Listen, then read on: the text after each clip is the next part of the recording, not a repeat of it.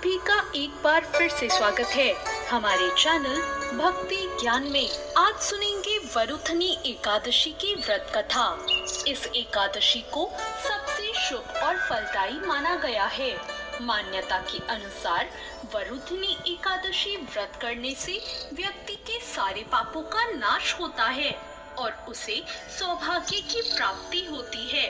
हिंदू धर्म शास्त्रों के अनुसार जो व्यक्ति वरुथनी एकादशी का व्रत पूरे मन और श्रद्धा से करता है उसे वैकुंठ लोक की प्राप्ति होती है। पूरे विधि विधान से वरुथनी एकादशी करने वाले व्यक्ति के सारे पाप नष्ट हो जाते हैं। आइए सुनते हैं वरुथनी एकादशी की व्रत कथा। प्राचीन काल में माधांता नाम का एक राजा नर्मदा नदी के तट पर राज करता था। वो अत्यंत दानी और तपस्वी था। राजा हमेशा धार्मिक कार्यों और पूजा पाठ में लीन रहता था।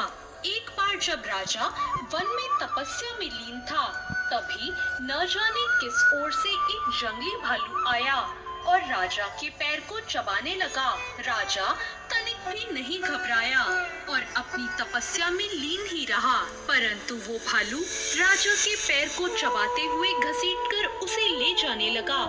तब राजा ने तपस्या धर्म का पालन करते हुए, बिना क्रोध करते हुए अपनी रक्षा के लिए भगवान विष्णु से प्रार्थना की।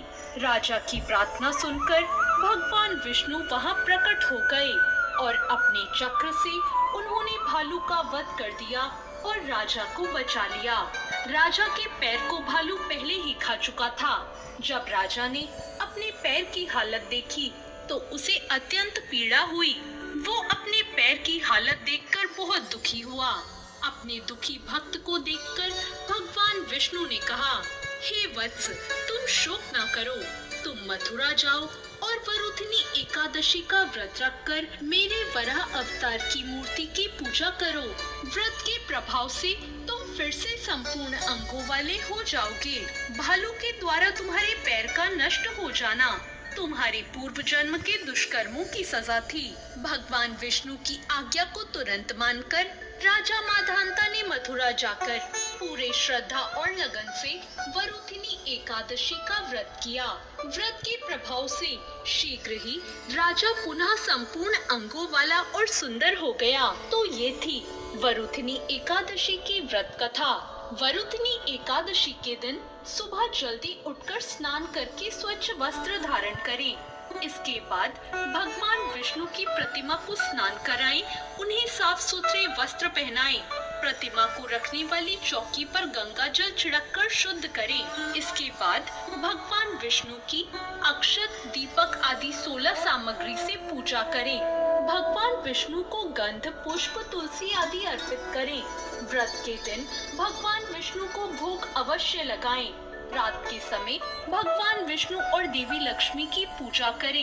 हिंदू मान्यताओं के अनुसार पीपल के पेड़ में भगवान विष्णु का वास होता है, इसलिए वरुथनी एकादशी के दिन पीपल के पेड़ पर जल चढ़ाना बहुत शुभ माना जाता है। वरुथनी एकादशी के दिन भगवान विष्णु को पीले फल, पीले रंग की मिठाई का भोग लगाना भी बहुत शुभ होता है। एकादशी के दिन भगवान विष्णु के साथ माँ लक्ष्मी की पूजा करने से घर में सुख, समृद्धि और धन का आगमन होता है।